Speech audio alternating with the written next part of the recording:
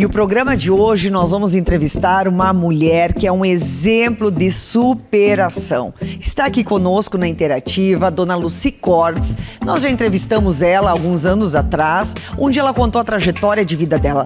Dona Lucy nasceu cega e mesmo com essa dificuldade, ela nunca deixou de fazer nada. Ela estudou, ela fez faculdade, ela viajou pelo exterior e vai contar pra gente um pouquinho da sua trajetória. Fique ligado! Interativa 22 anos. Grupo Felite, levando felicidade para onde for.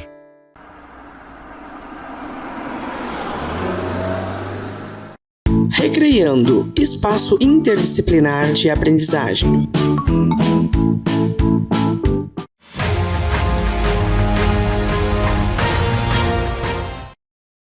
Bom, Dona Lucy, muito obrigada por estar aqui na Interativa, né? Agora conversando pessoalmente. Então fala pra gente, Dona Lucy, qual é o segredo dessa longevidade? A senhora com 83 anos e com tanta saúde e disposição.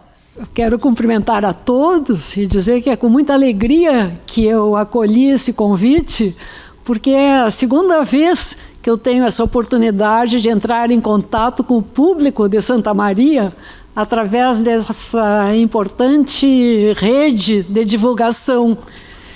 E o segredo da longevidade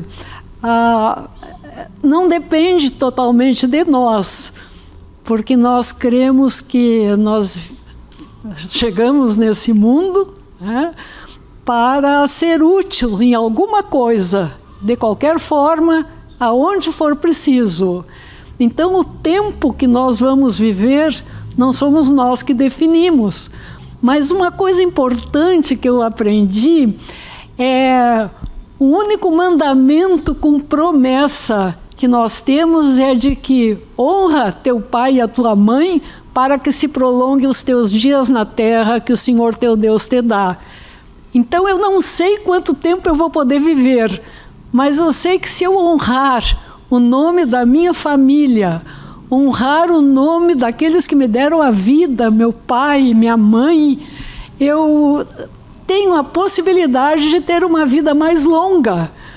E a minha mãe viveu 99 anos e ela dizia que o segredo da vida dela, da longevidade, era a alegria e o trabalho. Ai, que fantástico. A pessoa alegre, ela vive realmente, ela vive. Com certeza. Ela não vegeta, ela vive. E a senhora, teve já algum momento na sua vida que a senhora ficou triste ou ficou deprimida? Tem uma diferença aí entre tristeza e depressão, né? Tristeza, sim, já chorei muito, muito mesmo. Porque o que mais me aborrecia é quando eu ia procurar um trabalho e me diziam, não, tu não pode, porque tu é cega. Me jogava aquilo assim na cara. Ou eu ia numa escola, eu posso estudar nessa escola? Não, aqui não é escola para cegos. Eu voltava para casa e chorava, mas chorava de tristeza, não de depressão. É bem diferente. A depressão te empurra para trás.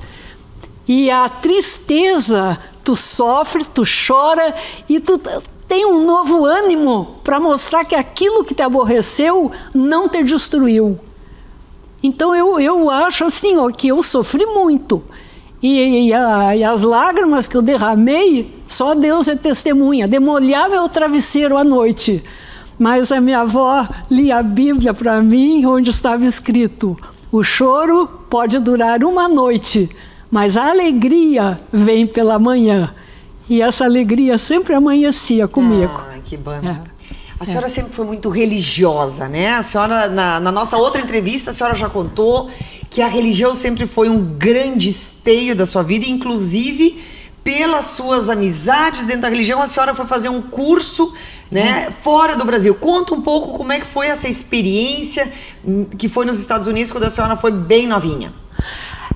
Não, é interessante porque tem um versículo na Bíblia que diz que todas as coisas concorrem ou cooperam para o bem daqueles que amam a Deus. E eu sempre amei a esse Deus, porque foi Ele que me deu a vida. E eu sempre amei e procurei fazer a vontade dEle. Então, aquilo que aconteceu de ruim na minha vida, Deus transformou em coisas boas. Por exemplo, eu havia feito o curso normal no Instituto de Educação Olavo Bilac, eu e a minha irmã. E a escola negou para nós o certificado de conclusão do curso por nós sermos cegas, embora a lei permitisse, porque nós já estávamos trabalhando com deficientes visuais, como dizem, que para mim cego é cego, surdo é surdo, não adianta enfeitar, a deficiência é a mesma. E nós trabalhávamos na escola Antônio Francisco Lisboa com crianças cegas. Então, não contraindicava o exercício da função. Nós poderíamos continuar ali trabalhando, mas o Instituto de Educação Olavo Bilac não nos expediu a ficha 19 e nós não conseguimos continuar lecionando. Então, e isso a senhora aí... teve aula de braille no Instituto Olavo Bilac? Não. Eu fiz o curso de braille em São Paulo. Em São Paulo. A senhora foi alfabetizada em São Paulo? Em São Paulo. Com 17 anos, eu aprendi o sistema braille. Até os 17 anos, eu só ouvia. Eu sofri muito com cálculos matemáticos. Para acompanhar uma escola comum, foi muito difícil. Mas eu conseguia, a minha nota não era 10, mas era 5, 6 e eu ia indo. Sim. Mas quando chegou lá, hoje seria a 7ª série, para mim foi quase impossível acompanhar. E foi dar aula nesse ginásio, que naquele tempo, né, era o primeiro grau até a 5ª série, depois ia para o ginásio, né, para completar o primeiro grau. E foi lecionar uma professora americana que era esposa do pastor da nossa igreja, a dona Agnes Rogers, lecionar gratuitamente por falta de professores. E ela me disse: Lucia, tu não sabe o braille? Não, como é que eu vou saber aqui em Santo Ângelo, onde eu passei a infância e a adolescência? Não sabia braille, não sabia nada. Ela disse: não, mas tem que aprender o braille. E daí eles conseguiram uma bolsa de estudos para eu ir a São Paulo, aprender o sistema braille e fazer um curso de educação religiosa. O curso de educação religiosa não me aceitaram por eu ser cega, mas assim mesmo eu aprendi o braille e foi muito útil. E essa família foi nos acompanhando. Eles tinham 5 filhos homens e nenhuma filha mulher. Então, eles me adotaram assim, com muito carinho. Ela me ajudava não só no inglês, mas no francês, no tempo que a gente estudava o latim. A minha mãe trabalhava fora, meu pai também, e eu não tinha quem me ajudasse em casa para estudar. E ela, então, sempre estava do meu lado, me levava para a casa dela, me ensinava, me ajudava. E depois, quando nós não conseguimos o certificado do curso normal, eu fiquei sem emprego, não tinha onde trabalhar. E esse casal já estava nos Estados Unidos. Aí eu escrevi para eles, pedindo um conselho. Eu queria estudar, queria ir para frente, estava fazendo faculdade de Direito, e era paga naquela época, ali com os irmãos maristas. E eu queria continuar estudando e pedi um conselho para eles. Ela disse: não, mas se tu já fez o magistério, só te falta o diploma. Então, nós vamos conseguir para ti uma bolsa de estudos na Perkins School for the Blind, a escola que formou Anna Sullivan, a professora de Helen Keller, que era cega, surda e muda porque não ouvia. E eu tive o privilégio de conseguir essa bolsa de estudos, mas a bolsa não dava passagem, era só estadia lá. Aí o Rotary Club de Santa Maria, através do seu presidente, que era o senhor Osório Quadro Sobrinho, e a sua esposa, Dona Adélia, um casal maravilhoso, muito amigo da nossa família, me levaram para fazer uma palestra no Rotary, e eu contei que tinha bolsa de estudos lá, mas não tinha passagem. Então o Rotary Club entrou em contato com o Dr. Rubem Berta, diretor da antiga Varig, E o Dr. Rubem Berta conseguiu para eu ir e voltar uma passagem de cortesia. Então eu fui assim muito abençoada na minha trajetória. Encontrei pessoas que Deus colocou no meu caminho que aliviaram a dor do sofrimento, da cegueira, da discriminação, porque eu vivi no tempo da exclusão. Foi um tempo muito difícil. E agora estamos vivendo um período da inclusão, que está melhorando, não como devia, mas está melhorando. E eu tenho muita esperança que vai melhorar muito mais ainda. As pessoas já estão mais treinadas, né? A gente chega nos locais, as pessoas já olham assim com mais bondade, oferecem uma cadeira ou ajudam a passar numa porta. Quer dizer, eu estou sentindo que as coisas estão melhorando e até me dá vontade de começar tudo de novo, se eu pudesse. Ah, que fantástico. Mas deixa eu fazer 2 perguntas. A senhora está falando e está me vindo várias janelas aqui. A senhora falou em inclusão. Vamos pegar o exemplo de Santa Maria.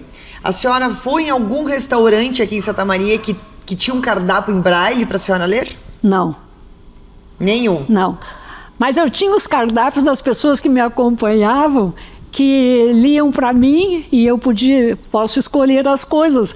Porque, olha, é interessante. Eu aqui represento 4 categorias de mulher, já que ainda estamos no mês de março, né? Sim. Eu represento a mulher em si, né? Aquela que luta por um espaço e já conseguiu muito, mas ainda há muito para conseguir.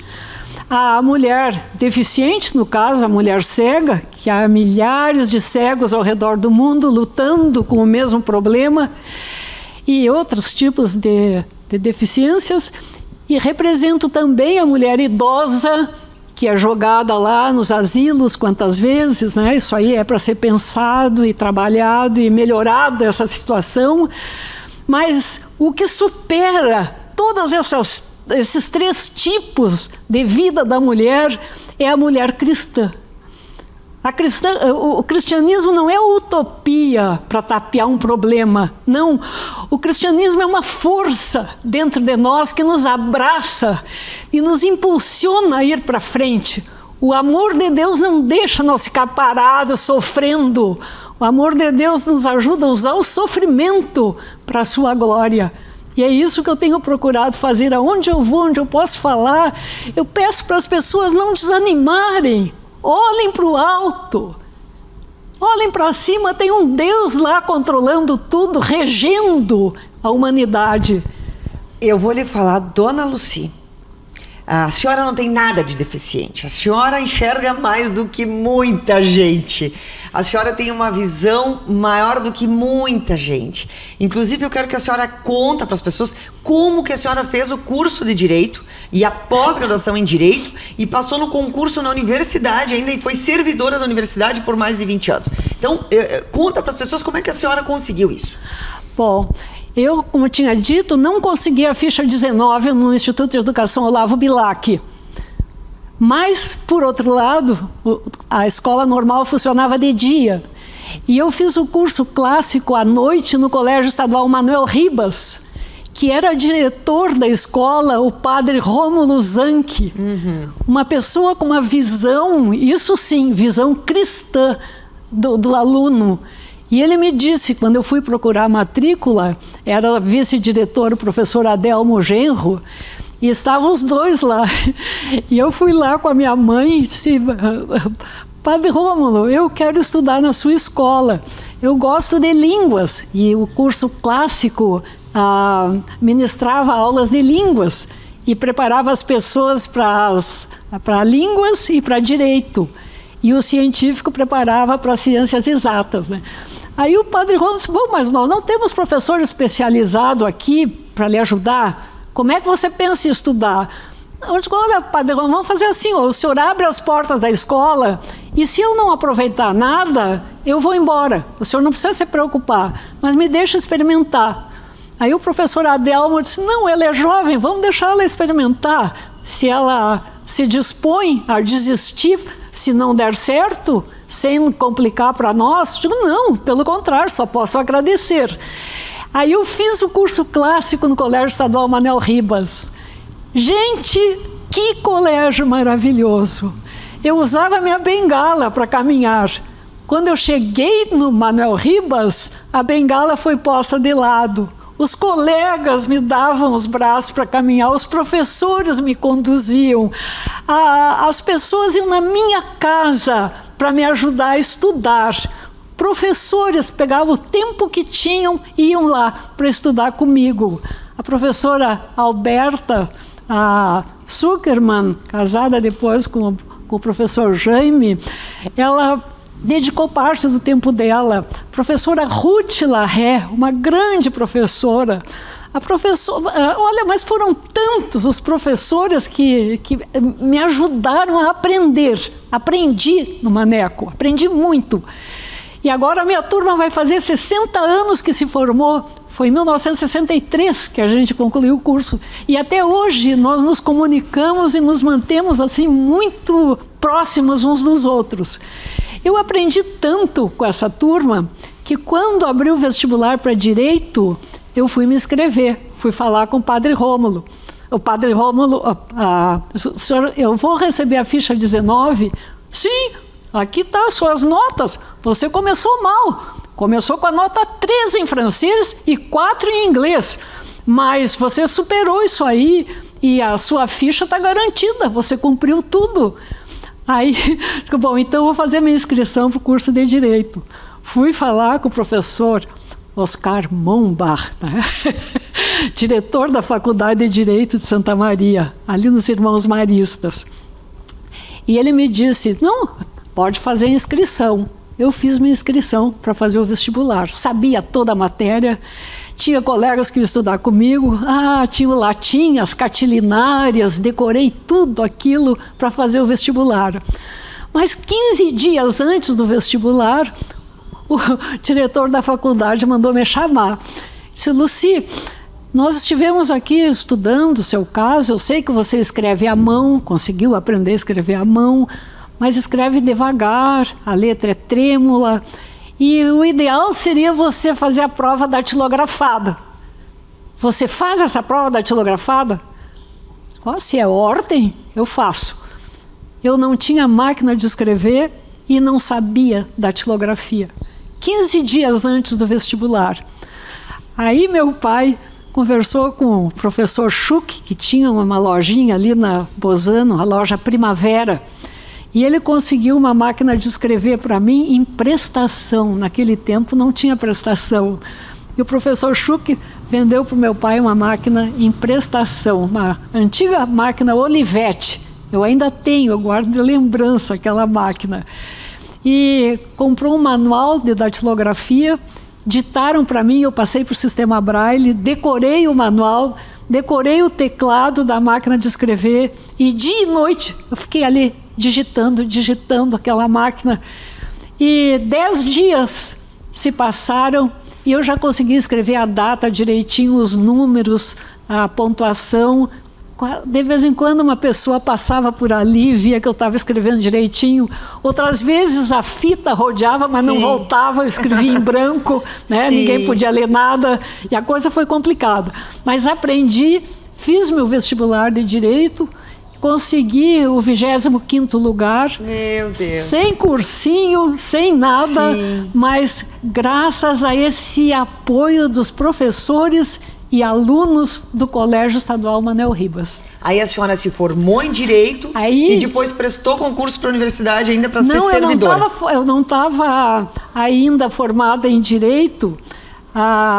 Foi em 1970 que eu me formei em Direito. E em 1971 eu me formei em Pedagogia. E abri o concurso na universidade para nível superior, porque eu tinha entrado como nível médio. E aí fiz concurso para nível superior e passei.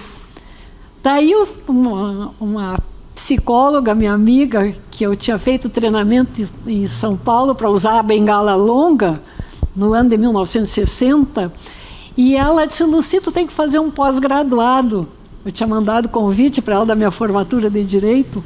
Aí ela me mandou os prospectos E aí eu me encantei pelo direito internacional. Aí fui fazer a seleção em São Paulo e consegui passar. E fiz o curso de pós-graduação em Direito Internacional, curso de mestrado. Que bacana. E me fala também, que eu acho que as pessoas precisam saber o quanto a senhora extrapolou todas as barreiras. Aí a senhora foi fazer alguns cursos fora do Brasil. Fala um pouquinho dessa experiência em viajar para a Bélgica, para a Alemanha, para a Itália, né? E a Alemanha, que foi uma cidade que marcou muito a senhora, né? Foi. Alemanha e Israel. Assim, eu fui convidada para participar de um seminário de Direito em Portugal, em Coimbra. Recebi aquele convite, senti vontade de ir, mas como eu já tinha aqui esse preconceito de não aceitarem pessoas cegas, eu mandei perguntar para o diretor da Congress International, que era o dirigente desse conclave, se ele recebia uma pessoa cega no grupo. E ele me mandou um cartão muito bonito, dizendo: olha, doutora Lucy, será um prazer tê-la conosco na Europa. E eu fui, e a minha irmã Noemi, que é quem sempre me acompanha, ela realmente, aos meus olhos, está sempre do meu lado, e ela sempre viajou comigo. Então nós duas, fomos para Portugal, e de lá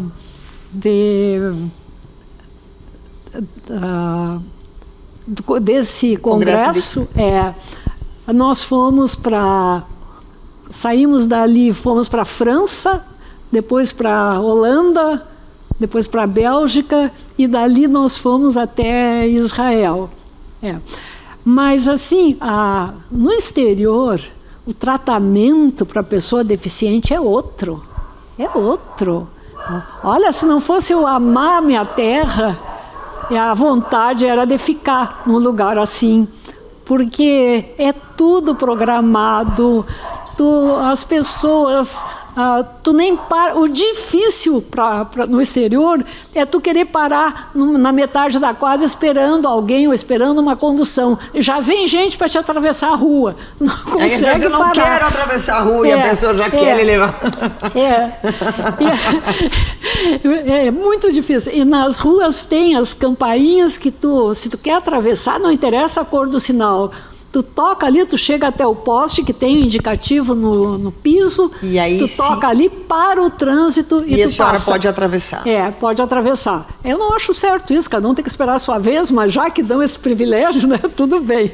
E como é que é a sensação? Porque as pessoas vão dizer assim, o meu sonho é conhecer Colônia, né, que a senhora visitou a igreja, né, que foi bombardeada. O meu sonho é conhecer o Muro das Lamentações em Israel.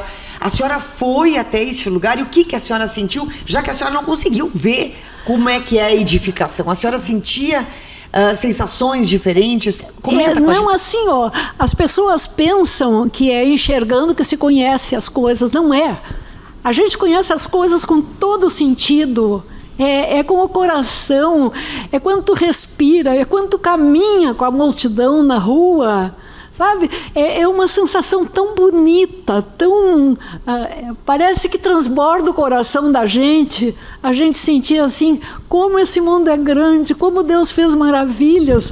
Pessoas com línguas diferentes, com sistemas diferentes, mas com o coração humano te acolhendo, te recebendo, né? E a senhora sempre falando fluentemente inglês. Olha, não sei se fluentemente, eu me defendi, não passei fome. Que maravilha, que maravilha. Mas, e a senhora foi também para as cataratas, que a senhora escreveu no seu livro, né? Sim, aí o que eu fiz? Numa dessas viagens, a gente perdeu uma colega. Ela adoeceu e faleceu. Disse, poxa, assim como foi ela, podia ter sido eu. E o que eu estou deixando para essa geração que vem vindo? Apesar de tudo, eu recebi tanto dessa geração. Houveram muitos desenganos, mas também houveram muitas mãos bondosas que me ajudaram, que me acolheram. Né? Então, eu me senti no dever de deixar alguma coisa boa, alguma coisa que animasse as pessoas. Então, eu resolvi escrever um livro. contando as minhas experiências e principalmente para levar para as pessoas a certeza de que nós não podemos escolher como é que nós vamos nascer. Um nasce preto, outro branco, um cego, outro paraplégico, quer dizer, ninguém escolhe como quer nascer, mas nós podemos escolher como nós queremos morrer, se nós queremos morrer no lado do bem ou no lado do mal. E eu queria contar isso para as pessoas. O importante na vida é o que nós estamos semeando para colher no futuro que pode ser aqui, como pode ser na eternidade. Mas nós não podemos viver por viver. E aí a senhora lançou esse livro, ou seja, a senhora fez faculdade, a senhora fez pós-graduação, a senhora palestrou e participou de jornadas do mundo inteiro, e escreveu este livro aqui, que eu tenho que mostrar, maravilhoso, de inspiração, superação, né? O livro, assim, é fé, perseverança, e realmente recomendo. Ele está em algum lugar aqui em Santa Maria para vender esse livro? Eu estou doando esse livro. Estou doando porque eu acho que a minha recompensa é essa sociedade que me acolheu, né, aquelas pessoas bondosas. Então eu estou doando. Quem quiser um exemplar desses, eu posso deixar o contato aqui e a gente... perfeito. E a gente entra em contato. Perfeito. Se interessar para alguém, né? Muito interessante. E o nosso tempo aqui, eu poderia falar horas e horas. A sua fé inabalável realmente é um exemplo para todos nós, Dona Lucy. Eu agradeço muito a sua participação aqui, e para a gente finalizar essa nossa conversa maravilhosa, eu gostaria que a senhora falasse, então, alguma dica para essas pessoas que hoje estão em depressão e que não conseguem ver uma luz no fim do túnel. Realmente é impossível enxergar uma luz no fim do túnel. O possível é olhar para o céu e enxergar uma luz que nos ilumina, por mais profunda que sejam as nossas trevas. Essa luz brilha, que não há cegueira que não enxergue essa luz brilhante. E eu recomendo, se alguém quiser, leia a Bíblia, principalmente o Novo Testamento. Ali são lições de fé, de esperança e principalmente de apoio para nós conseguirmos conviver numa sociedade, né, muitas vezes tão corrompida, para não nos corromper. Então ali está o segredo de uma vida. E Jesus, se eu puder acrescentar mais um pouquinho, o Senhor Jesus resumiu toda a lei, todos os profetas, todo esse livro enorme que é a Bíblia, ele resumiu assim, nos 2 mandamentos principais. Amarás o Senhor teu Deus de todo o teu coração, de toda a tua alma, de todo o teu entendimento. E o segundo semelhante a este: ama o teu próximo como a ti mesmo. Enquanto a lei do amor não for implantada dentro de nós, dentro da família, na escola, na sociedade, vai ser muito difícil as pessoas não se deprimirem. E eu acho que um item importante, assim, para a gente finalizar, Dona Lucy, que eu vejo que as pessoas precisam ter a fé, precisam ter a religião e ter essa esperança de um mundo melhor, mesmo quando aos olhos carnais as coisas parecem tão obscuras, difíceis, sem solução. As pessoas com fé, elas conseguem ter mais força, né, Dona Lucy? Eu quero agradecer essa oportunidade e quero dizer que sempre quando eu posso, eu procuro levar uma experiência assim de vida nova, de deixar para trás o que passou. O passado nós não podemos fazer nada, mas viver o presente. O futuro a gente não sabe, né? Mas hoje, viver bem hoje, aonde a gente está, procurar que ao nosso redor seja um ambiente agradável, né? Ninguém gosta de ficar perto de uma pessoa, eu não enxergo, não posso ver isso, eu não posso ver aquilo, minha vida é muito triste. Ninguém fica perto. Agora, se tu começar a conversar, é bom, eu não enxergo, mas eu estou sentindo, olha que ar puro que eu estou respirando, olha, né? Tem tanta coisa bonita que a gente pode sentir e fazer daquele ambiente onde a gente está um ambiente agradável, semear a paz. Eu acho que isso que nós precisamos fazer para termos um mundo melhor. Agradeço mais uma vez essa oportunidade. Muito obrigada. Obrigada. Muito obrigada.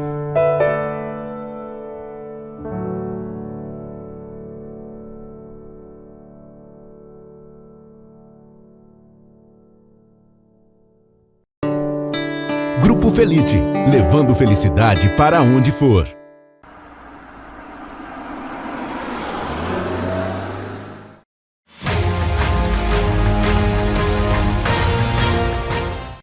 Recreando, espaço interdisciplinar de aprendizagem.